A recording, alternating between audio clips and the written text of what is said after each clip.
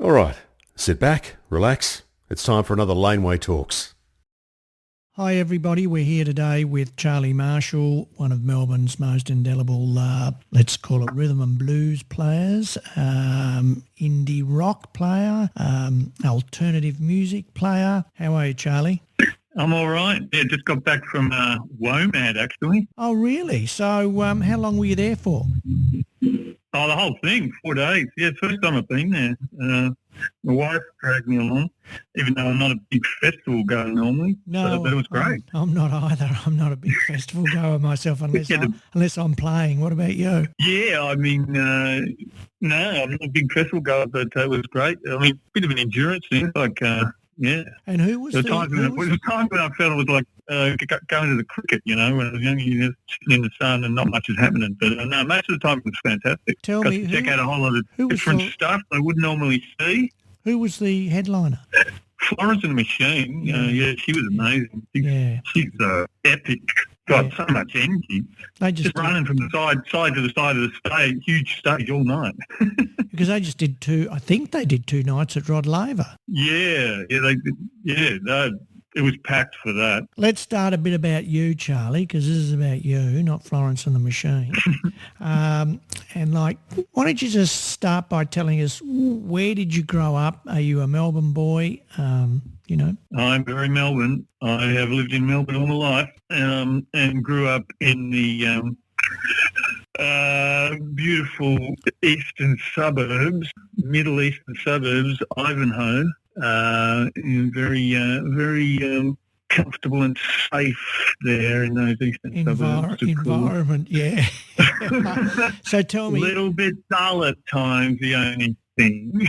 Well, tell me, Charlie, from an early age, were you very music-centric, or did you start your music interest in playing as opposed to just liking music at more a late age? I didn't start playing till a late age. I was always into music, but until I was about 16 and I saw Bruce Springsteen playing on Lee Simon's Night Moves back in the 70s. I was quite a passive music consumer, I guess. I just would get whatever was on the radio. Had you learned guitar by that stage? No, not at all. Loved the Beach Boys and ELO, and God, loved Susie Quatro when I was 12 years old. I find that amazing. I sorry to cut in there, Charlie, but I find that amazing because there's quite a few people I've interviewed and they've had a very similar musical introduction to actually playing at an age bracket like what you just said. And, they go, oh, no, I didn't touch a guitar till I was 17. And coming from someone like myself where I started learning at the age of, I suppose about 9, and, go to school, learn drumming and, do the sight reading and all that kind of stuff. And then to get people that didn't really even pick the guitar up to really start playing it to their latter teen years. And I find that that shows real talent because you haven't had, I think it's easier when you're younger. You get a grounding in your rhythm. Well, I think it maybe takes you longer when you start later. Yeah. I mean, really, I didn't pick up the guitar till 18. Wow. And I guess it depends on you. I mean, so much it depends on your family or your school, I guess. And neither for me was that musical. I mean, my family was into music, but not in playing music. There was just nothing. It was the cultural wasteland of Ivanhoe. Well, tell me. I'm being cruel there. Yeah, I know you are very cruel because Ivanhoe's a very nice suburb. It's very nice, but culturally not that stimulating generally. But I mean, I went to some great concerts when I was young, like Susie Quatro, Status Quo, Sweet, Festival Hall. That inspired me. Love the Beach Boys. I hear all that. Well, I hear all that. Bruce Springsteen kind of said, actually, I can go out and find music. Like there was this thing, like I said, watching, was it called Lee Simon's show back in the late at night. And there's actually music you don't just get via the radio, you can actually go to a record store sitting with back catalogue of Bruce Springsteen. That's fairly commercial stuff. Bruce Springsteen is a commercial artist. Oh, but then this is like 1978. He was in Australia. He was pretty, he's still kind of not very well known. Right. He was pretty born in the USA. Well, hold on. Let's go back to Sweet. Let's go back to Sweet. I mean, really. Oh, yeah. I mean, so I love the glam rock and the commercial stuff in the 70s because commercial stuff was great in the 70s, but face it. Well, I want all the listeners to go and to, listen to Charlie Marshall's catalogue, and there's a couple of different iterations which we'll talk about, and he's definitely not a commercial artist. Right? So see, then Bruce Springsteen was like that made me feel there's a whole world of music there that I can go out and find, and that was an entry into particularly UK and US new wave music, late 70s, early 80s, and that's what grabbed me. That's what made me want to play guitar, triple R, getting onto triple R, getting mixtape. Mixtapes were good. Cassettes were a great way to get turned on to music back then. So, my older sister's how did you start? Well, how did you start? I mean, you then, therefore, you pick up the guitar. Well, I got this mixtape of all, like I said, new wave stuff in about 1979 from an older acquaintance, and that gets you onto Triple R back at like 1980, and you hear these songs, and then what inspires me to pick up the guitar and say, well, I really want to play these myself, like The Cure. Really, I don't know why, but The Cure made me want to pick up the guitar. Boys Don't Cry, it's quite an easy song. C, D, minor, E minor, F, G. I could play that. So therefore, how did you form your first band? What was your first band? Who were they? Yeah, well, I mean, luckily, like a school I went to was very uninspiring on all levels, particularly musically, but there was one, one close friend from school, and he got into guitar a bit earlier than me, and he sort of taught me a few chords, and then we formed a band, So, it was that thing, I think it was Lester Bangs, once you get into punk and new wave, that famous thing of here's 3 chords, now go and form a band. I think it was Lester Bangs or one of those journalists. Well, where was your first gig? The Toad. The Toad? You introduced to one of the best pubs in Melbourne. Yeah. 83, 98. So, that was the thing, formed a band, just learned to do covers of Joy Division and The Cure and but was that the band that played at the Tote, just doing covers, or did you do original? No, I did a few parties and then but quite quickly, didn't have to play that well.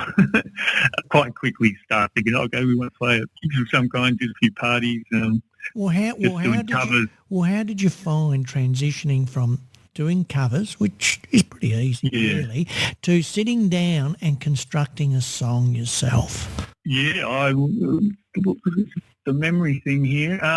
That's a huge transition, but it was quite quick.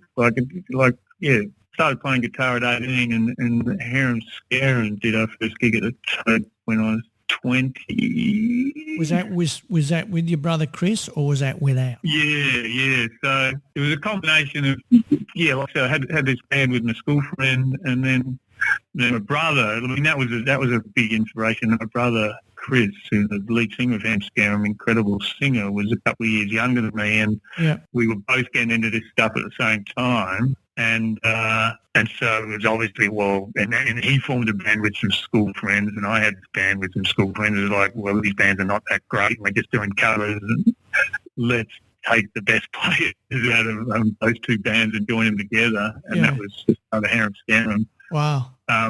And, we still couldn't play that great, but I was on bass initially. Well, how long did it take for Harem Scarem to get from the initial point of forming to putting up vinyl out? Not long, no, like a few months from forming and starting to play Velvet Underground and Stooges songs. Yeah.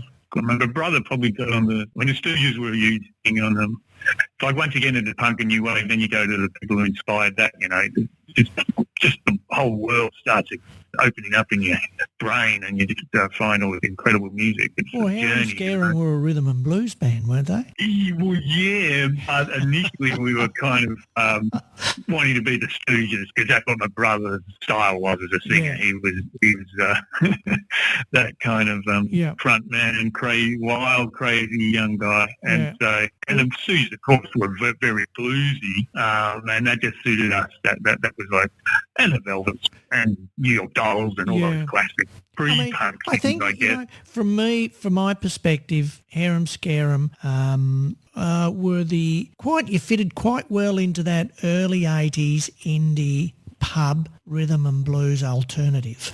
It really just slotted straight in. Well, the thing is, like I said, we were just really interested in what makes music work and what makes great music work. So every time we found another thing like Iggy Pop, we said, well, who inspired Iggy Pop? And so, of course, we went back to the blues.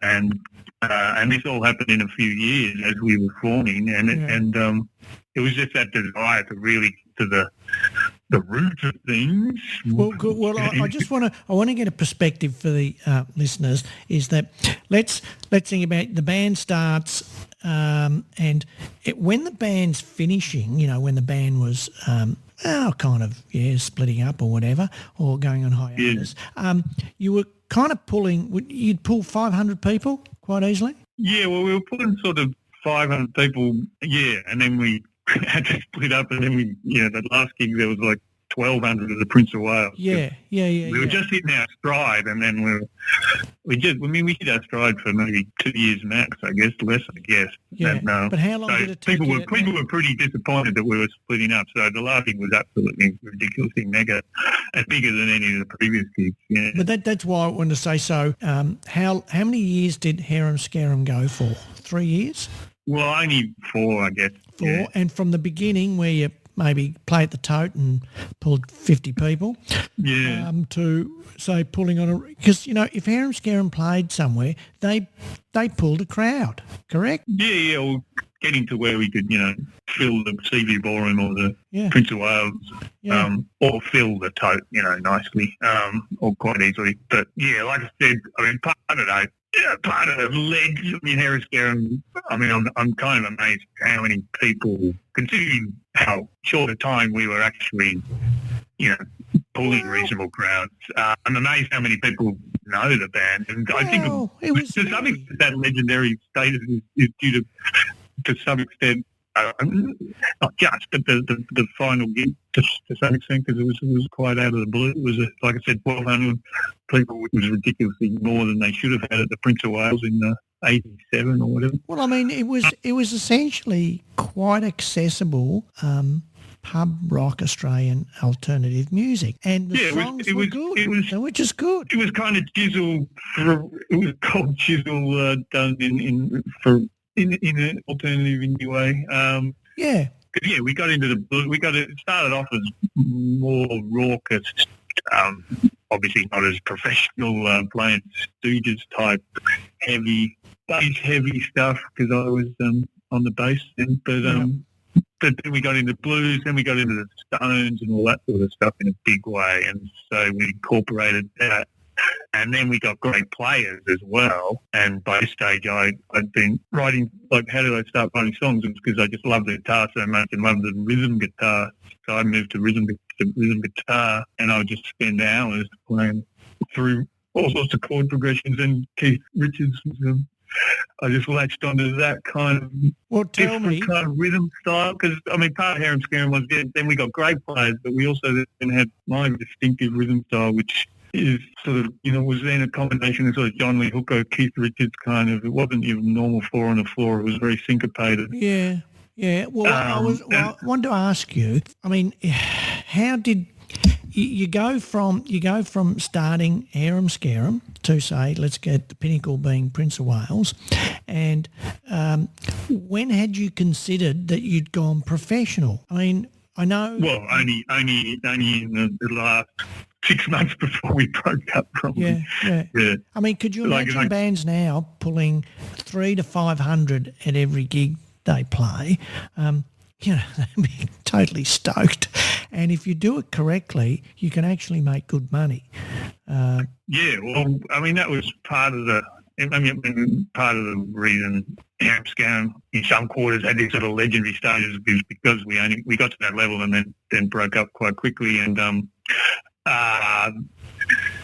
it was all quite quick, and it was very disappointing. I mean, I was disappointed. We were all disappointed that it broke up, and a lot of fans were. So, a lot of people were kind of crazy just hitting what happened? And I was pretty pissed off.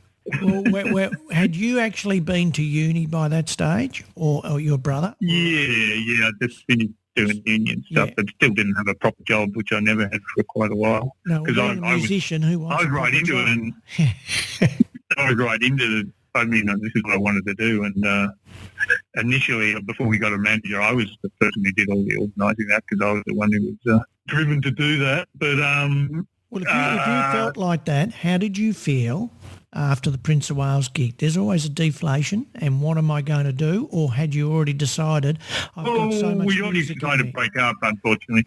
And that was because of my brother, who was the centre, the focal point of the band. My brother was a singer, and he basically gave it away. Yeah. He said one day, I don't want to get big. I go, what? What have we been doing for the last few years? I don't want to get big. But isn't that that's the lovely part of life, is people kind of weird. get to do what they want to do, and I've found out with a lot of musicians, they get to a point where they don't want to push it any further. They're not interested. Yeah, but definitely, it's not for everyone. What did you decide to do? So, did you go, I've got so much music in me, I've got no issues here, I'm going to power on? Yeah, well, no, I powered on, but and Harem Scarem, Harem Scarem did make another album with, and that's when I started singing. So I would say Harem Scarem broke up, but it was the classic lineup of Harem Scarem that broke up, and then there was another lineup, was me as a singer. Right. And we did we did sort of 3 albums, but we did, the first one was an EP, we did the second full-length album. Were you still pulling the crowds, or was the crowds no, I mean, no, we did a couple of hundred. We did, but we did pull crowds. I mean, and, we could still... We're still a good sounding band, but obviously my singing was not the same as my brother's because I was not the lead singer, in your face type of guy. But but the band, it couldn't last at all, because we got to this level, a reasonably high level of kind of success or whatever, and the transition to me being a singer, we couldn't sustain that, and we had such incredible players at that time that they needed to be sustained by a level of success, and of course, and because they were getting offers from all these other people, Barry Palmer, the guitarist, joined Hunters and Collectors, when the sort of first lineup broke up, and of course, the Harem Scarem lineup then couldn't compete with that, and the drummer Peter Jones, filled in for Paul Hess, Crowded House, and all that sort of stuff, and so that lineup couldn't really continue. So what did you form straight after that? What was the first band you put together? Oh, well, then I was like, what do I do? Bloody hell! What did you go teaching? Got to a certain level, but couldn't sustain it. So I had to go back to the drawing board, and also totally think about what sort of music I wanted to make. Because that part of the problem with me starting singing in that situation was we were just trying to continue on the same sort of band, very loud band, rock and roll band, in the same mould as Harem Scarem, which was based around my brother's incredibly powerful voice. Yeah. Whereas I had a much more subtle kind of voice, and not the most sensational voice initially. It developed over the years. For me, you're a Talking Heads singer. Yeah, David Byrne kind of definitely. quirky, kind of more quirky voice. Yeah. So I had to totally go back to the drawing board and write lots of songs and work that. And I what do they used to call it? Woodshedding. So You what heard was that the first? expression? No, You go back I to the haven't. woodshedding. Whittling or something. You go back to the woodshed or something. You just whittle wood for a while. You just work on your stuff. And Well, what did you put together? What was the first band you put together after that? yeah, well, for a few years didn't put anything together. So I mean, Harem Scarem finished completely in about '88, and then my next band didn't do our first gigs till '92. Really. Oh wow! Okay. 4 years in the wilderness, lost in the wilderness. Absolutely. Was Like James Brown. Was that a Lost in the wilderness. was that a family building period? Was it? No, totally not. No. A lonely period. Didn't even have any girlfriend. Right. So you'd written. So you'd started. So had you been writing? I was in the wilderness. I was totally in the wilderness. Well, had you been writing songs during those wilderness years? Yeah, well, yes, I was. But initially they weren't that great, I didn't think, because I'd been writing a different kind of song with my brother. And very more bluesy. So I was thinking, well, I can't really sing that. That's not my style. So, I got more into, and I got better. I got different guitar and learned more chords and got into Dinosaur Jr. particularly. Warm guitar sound with interesting chords like... got into Burt Bacharach even, just really interesting chords. I can't say I could get excited about that one. But anyway, that's everybody. But then even a lot of those chords are in stuff like Dinosaur Jr. and that, those taking those pretty chords are put in and that's a big thing of what I developed as my style to take well, how did the first pretty music but put it with a warm guitar. Well, not pretty, but melodic. Well, how did the band come together, the next band? Yeah, well, I had an initial lineup that didn't, and this is called the Body Electric. And who was in the Body Charlie Electric? Marshall in the Body Electric. So this is what I kind of got some shit worked out. The initial lineup only did a few gigs. It wasn't really happening. It was kind of old people I knew from the old days. But then I got into my favourite drummer of the old days back when Harem Scarem was playing, which was Jim White, who people would know from the Dirty Three. Yep. He was always my favourite drummer because, like I said before, with my guitar playing, it's very rhythmic and it's very syncopated. Well, it's not straight down the line. Dirty Three hadn't started at that stage. No, Dirty Three hadn't started, but I love Jim White's drumming, and he's totally different than other drummers. So that was really lucky to get on, hook up with him because he was playing in a lot of bands. Not the Dirty Three, but he was like a hired hand in a lot of bands. And then he said he had this. Well, and I saw Warren Ellis playing with him in a band called Busload of Faith. That was a band very much based in St Kilda, who played at the Esplanade and Prince of Wales and that sort of thing. And he said, there's this guy Warren, he's pretty interesting. And he did look interesting, but kind of unhinged at that stage. He's very wild at that stage. Right. He turned his back to the audience and wiggled his bum a lot as he went crazy on his violin. But did he join the Body Electric, did he? Yeah, so Jim said, I don't think he could just play violin. He had this little keyboard in his boot. He had this little Casio keyboard in the boot of his car last time we were taking you out. Yeah.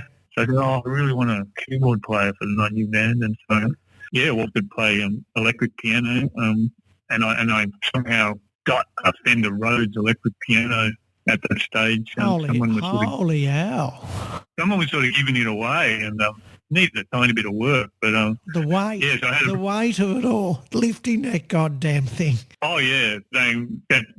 And usually I had to transport it because Warren was not capable of that. But he wasn't capable of much except playing great music at that stage. His life skills weren't quite as good as they had developed later.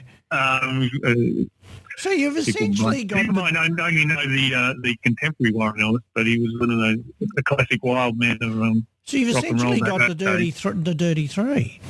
Essentially. Yeah, well, so I got Jim and Warren, and then we had this other bass player who was great who didn't continue playing music for a while. But yeah, he was also a very inventive improvisation sort of player. So we had this amazing improvisation band, and had Warren on the electric piano, which was part of my plan because I wanted to make it sort of more funky, like I say, syncopated sort of rock band with interesting chords, and the 70s kind of music with electric piano was that sort of funky 70s music with electric piano was the kind of thing. And so did it start to take off, the Body Electric, or did you not do that many gigs? It was going, so once I started with them, it was going really well. But once again, it didn't last too long because Jim and Warren formed the Dirty Three. Yeah. And they took off more than Body Electric. I mean, initially people were telling me, the Dirty Three, your band's got way more chance of taking off than them. Yeah. But that quickly reversed because they just well, it was so different. They had a thing that took off quite quickly as well once they... we did our first gigs in 92, and but then 94, I recorded the first Body Electric album with them and with Brian Hooper by that stage on bass, which people would know from Beast of Burden and all that. So it was an amazing lineup. So I felt like I was getting the sound together and finding the feet again musically. And were you pulling a crowd yet, or it didn't really happen? Yeah, pretty good. Not some, I mean, only playing small places and getting 100, 200 people. I mean, for the launch, we filled the Punters Club, 400 people. Yeah. So you're really re-establishing yourself. I mean, it comes with a lot of acts. And could have, if these had just been ordinary musicians, could have taken it further at that stage. But, once again, fate intervened and sort of break up of the band because the Dirty Three went overseas. Because, 94, that end of 94, during 94, they supported, one of them. Agencies, Tim Pittman's agency up in Sydney, took them under their wing, and they supported every great touring band that came to Australia in 94, and quickly, went global and went overseas in 94, and I never saw them again for a while. Well, where do you go to after that? Do you have another... Yes, once again, have to sort of go back introspective years, or... No, I got another lineup together pretty quickly, but once again, and once again, sort of was doing well, and a totally different lineup because I was it the Body Electric, or was it just Charlie? Yeah, because I had, it was my thing now, and I was writing songs that I was happy with and everything, and had the kind of sound I wanted to get. But then the next lineup did the second album, and that was good. And once again, we're drawing pretty decent crowds, similar to before, and really good crowd for the launch, filling the Punters Club again. But once again, I mean, I got the two young guys. I said I'll go for young guys, for the next one. Nothing wrong with that, because you're looking for young blood. Energetic, enthusiastic. They were fans of the Body Electric. They met them at gigs, and they weren't going to be like the Dirty Three, but unfortunately that was Darren and Robbie from the Avalanche. Give me Robbie a Chaser. So you're what? Essentially, what you crazy. are? You're a development artist. I said later, if I'd been an A&R artist and repertoire guy for a record company, I would have done a lot better. Income-wise. Yeah.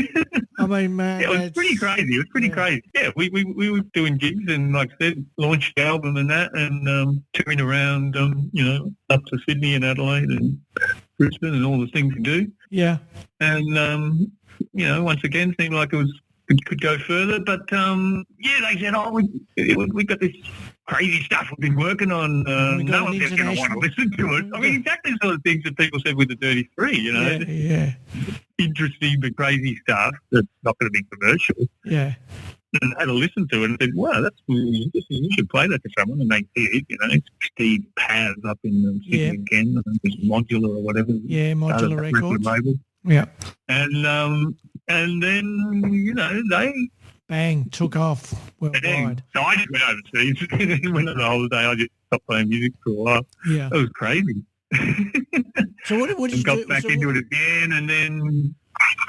So the Body Electric's gone then. So the Body Electric, you go, right, I'm going to stop the Body Electric in a name form, and is it going to be just Charlie then it was Marshall? basically Charlie Marshall, and did a few more albums, and through the noughties, and but then I had family and got a real job being a teacher, a science teacher, and you decided to pursue I got a real job when I was pursue your real 40 love. years old. Was it pursue your real love, teaching?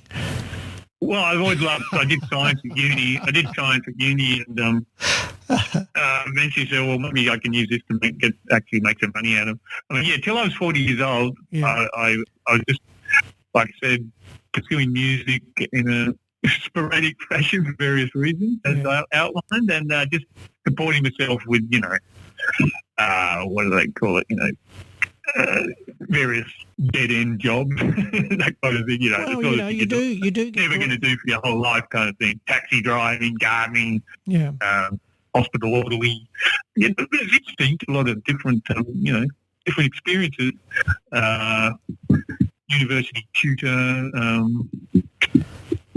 practical demonstrator at La Trobe University in genetics. Really? Lots of different things. But, well, so you develop so that's where you get to.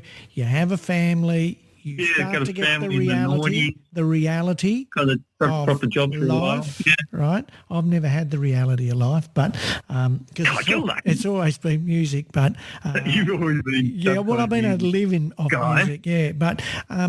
So the reality of life sets in, and you go, right, I want a family, I want to have kids, and I'm going to have to do some... Now build a house too. Yes, build a house and do what we all call real work, because, music isn't real work, it's love. No, not at all.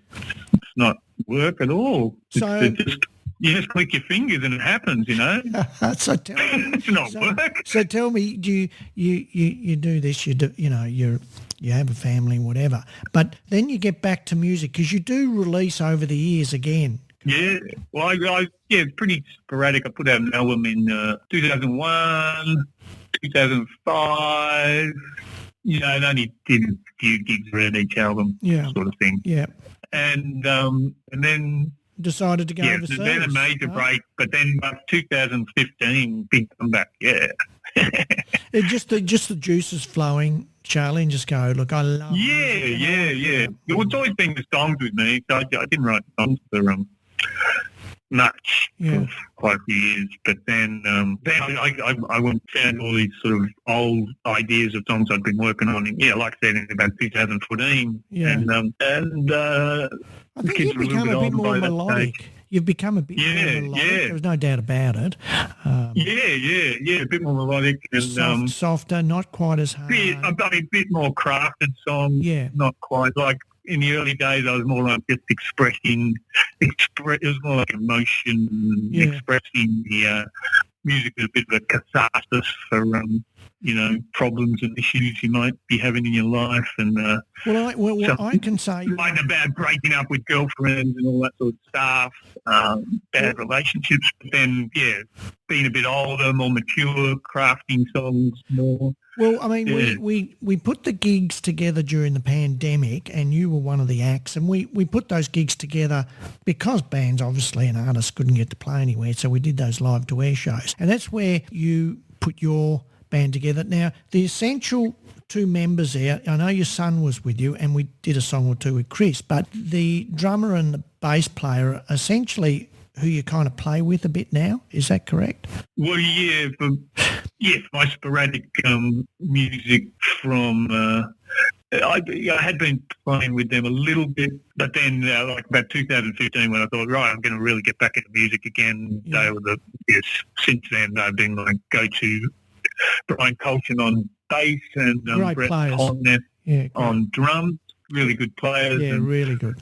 Brian had played with Hugo Race over the years, and and then having Brett. your son with you, I think is a buzz. Yeah, and then Must be a real buzz. in the last few years, getting my son Louis involved. It's been really, really rewarding and fantastic. I mean, you can't. There's nothing like that. It's just a different thing. Does Louis want to become a full-time musician, or is he? Yeah, so he's got his final year of Victoria College of the Arts jazz improvisation course, and so he's more like you. He got piano lessons when he was 9, and has been playing music his whole life since then, and has been surrounded by, a household full of music. So he just, that's what he wants to do. Well, it's a funny thing you say, he started from about the age of 9. He was taught musician as such, not self-taught and all that. And I had to do some, video stuff just a little while back, and Craig Bloxon from Spy vs. Spy said, I didn't realise you played with the traditional method, Vince, on drums. But I don't know any other method because that's how I was taught, and I've always played that way. So I played jazz style. But it's just because that's how you were taught. And back then, when I was young, there was no other way. You didn't hold it the traditional rock way. Yeah. And it's just you get a different path type, and you stick with it. But that's great that your son's doing that, and he's pursuing. Yeah, no. And I mean, what now? I've been pretty active since 2015. Put out 3 albums. And still writing, Charlie. Still writing. Yeah, still writing, and I think that's fantastic. What I'm, just enjoying it, and feeling like I've how did you matured and learnt the craft of writing and performing. Well, I wanted to ask you, how did you feel putting your last record together? Because we were a bit involved with you, but just you put it all together yourself, essentially. Yeah, well, I did it over lockdown, and it was the first time I'd done the whole thing myself, like everything, like recording at home and mixing at home. Sounds great. Yeah, so I learned mixing as well. So that's and production. In the last few years, that's been great. Have you found that gives you a freedom, that now gives you the freedom that you can put material out whenever you want because you can do it. Woe to go. Yeah, I mean it's been a gradual process, learning more and more in the whole process of making music. But recently I've got to the stage where I know how to do all of it, which is fantastic. So is there more material coming? More material coming? Yeah, for sure. I mean, what I'm doing this year is, starting to play again after COVID issues and all that sort of stuff. I had some health issues with my elbow, couldn't play guitar for a fair while until recently. Some kind of an RSI type thing in the elbow, which is still there, but bugger them. Charlie, there's nothing worse. I get it in my left hand, and when I'm actually playing a lot, and I mean a lot, the throbbing, you just don't know how bad it is, and you can't get rid of the throbbing. Now, I'm not suggesting that's what you had. But I have had that a bit in the last year, but... I did see one person who used to have a method to try and get rid of it before each gig was Peter Criss from Kiss, and he would have a hot tub of water, and he would have to soak his arm in there half an hour prior to the show. That's the only way he could play to get rid of those sort of things. Wearing a brace and all that. But, yes, I'm just dealing with that. That's all right. That's fine. But, I'm really looking to play quite a lot this year. And, what I'm doing is solo stuff this year.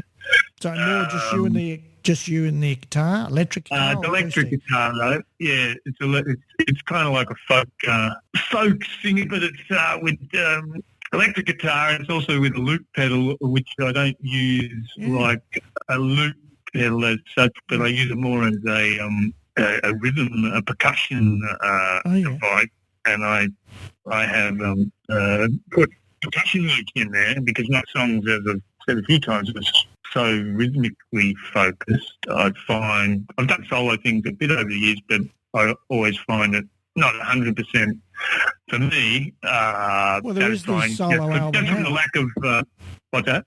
There is the solo album out, which is the Tour of Europe album, isn't there? Yes.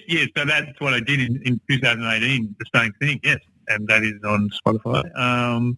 But yeah, for me, the rhythm's so important that I enjoyed doing it solo in the past, but not being completely satisfied. But yeah, I really like having this, just a very subtle kind of percussive thing that I play along with, and that's working really well. And I'm going to be doing that quite a lot this year, and then going, well, fingers crossed, I'm actually seeing someone this afternoon about going to Europe again at the end of this year, towards the end of this year.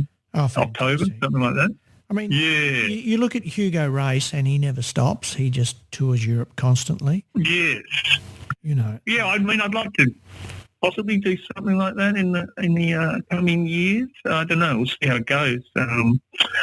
But yes, I've got quite a few gigs coming up around Melbourne in the next few months. Sort of in preparation for that, doing a solo thing. Well, let me ask you, what do you, we'll make this kind of the tail end of the interview, but what do you think of the industry in general now? Things have changed a lot since, let's go back to the Harem Scarem, and now let's go to today. And the industry has changed, methods have changed, deliveries have changed. It's changed so much. Of course, creating music never changes. You still have to have creative juices, and people need to come up with ideas. But if we look at how an artist would develop today to when it was back then, it is new.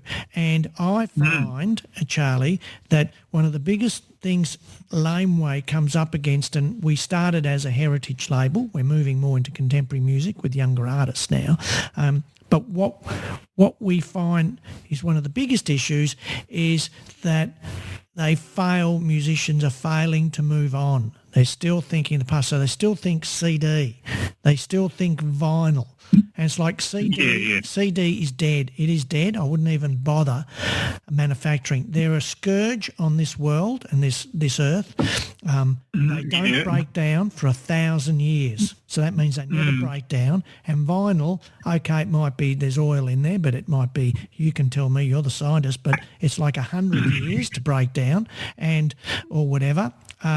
But these are environmentally disaster. Definitely. Yeah, no doubt about that. I mean, it's so different. It's still nice after you've done a gig to have people come up and buy something off you. But, we do have to think, I think I want to make it really clear to the audience, this goes back probably 10 years, 15 years ago. We used to get rid of so many. I mean, I think I was with Shock, not with Michael Gudinski at that stage, Shock. And, we were turning over in excess of $100 million. And the amount of CDs that came back and we had to get rid of. And you couldn't tell when you had to get rid of them. Yeah, it used to go into containers and it used to get all shoved over to Indonesia. It's a disgrace it's ridiculous. On our society that we did that. That wastefulness is no great loss, no loss at all, of course. And that's why we at Laneway we are so against it, and because it's dead medium anyway, and move on and try and develop, how do you get your music out there in today? And we know it's social media, which is our old Beat magazine and Impress magazine. Yeah. And, you have to come all I'm saying is, from an artist's point of view, it is quite nice, just on a really small scale, having a few hard copy things I do get it. And pressing up a very small amount of hard copy things because it's nice to I get it for live shows. Tell a few after a gig and talk to people and that sort of thing. I mean, it's not to talk to people after a gig anyway, but moving on, it is a new world, and do you feel that you're progressing in this new digital age of music, and how are you enjoying it in this new world? Because a lot of them say to me, a lot of artists say, I don't do social media. I said, well, that's the death knell right there. I don't do social media. I don't like it. It's a big cross. So big that's cross. the problem for me. I mean, I do it, but it's a bit of a problem if you're not into it. Say, for example, but you've always had to do things that, to promote yourself that you may not enjoy. So that's fine. I mean, it's just obviously some people love doing social media all the time. I don't mind doing it as a promotional thing. I want to put to you that if you, this time next year, doing a tour of Europe, and, social media will be your marketing companion every step of the way. Every step, and it's the way you keep your core audience in complete, being informed completely every step, and that it will bring the results in what we do. What we say at Laneway with certain artists that we've worked with, if you give us a year and you work hard on your social media, we will get you will, but by what we're doing, you will get live gigs if you're still producing music and you're doing your social media, and we back it up with our social media. It's a real coordination, and this is the new way, and it's the way of don't record an album, you record a song. The album is dead. It doesn't exist anymore, and it's about a song every 6 weeks, and then it becomes an album after 10 songs, say, for example. But I'm just always trying to educate our older musicians that we need to grasp what's happening now, and you need to move with it, and it's the progression of time, and it's the progression of music. There's this whole world out there, and you've got such talent because you've got, 40 years or 30 years of, writing music, Charlie, that why would you ever stop? Why would you not keep delivering for your core audience? Yeah, well, I'm hoping to be able to do enough to be able to keep playing gigs and putting out stuff in the public sphere. Fantastic. I mean, I like people at my age don't care about getting big or anything. I mean, I just want to be able to get enough people along to be able to a good gig, and it doesn't have to be on a huge scale or anything. I mean, of course, it's unlikely to be on a huge scale these days. Yeah. But I mean, I love that. I mean, that's also why at the moment I like the solo thing as well, because I really like playing small places where you only need a small crowd. Yeah, you're in control. And you're in control, and it's a small crowd, but you're getting all the money yourself and that sort of thing. So for me, it's a good thing at the moment. I want to do as much as I can to support that, to be able to keep doing it. And hopefully we've got. I want to go to Europe and get to other audiences. Well, hopefully we've got a lot coming from you, Charlie. We've got Chris, who just released a new album in the last 8 months, and that was just fantastic to see. We hope we've got new music from you coming, and that you're out there. Yeah, well, I've got a few songs all finished, and I'm just waiting to do film clips and that sort of thing. So yeah, there should be stuff being released very soon. Fantastic. And over, like I say, this year. Next year, I'm hoping maybe to do some gigs, me and my son. Well, look, I think, let's think. New releases coming. Let's hope you get your shows over in Europe, and you can organise that as you did in 2018. Yeah, so like I say, this year it's going to be solo shows and new releases both in a solo kind of format, similar to the live gigs, but also in a fully produced format. So it should be a fair bit. All right. Well, happening this year. It's been great talking to you, Charlie. We wish you all the best. We can't wait to hear your new material. And until next time, rock on and keep delivering music. Yep. No worries. Same to you, and well done for all your support for we love you. So many musicians. Well done. Thank you. We love it. Thanks, Charlie. Talk soon. All right. Cheers. Bye. See you later. Well, there you have it, another Laneway Talks. If you enjoyed that, just search Laneway Talks for more great conversations. G'day folks, Mark Allen here and The Ox, David Schwartz. and we've started a brand new podcast called A couple of blokes, a couple of beers, and we just chew on the fat. Couple of blokes, couple of beers with Ox and Marco. I'm thinking about whitening my teeth just so when I smile. There's a new episode every Wednesday. Have you got a weight issue? Of course I do. It's a stupid loaded question. A couple of blokes, couple of beers with David Schwartz and Mark Allen. I'm eating the kids' Maltese. You're eating Piece their of- Christmas present. I am a piece of garbage. Listen wherever you get your podcasts.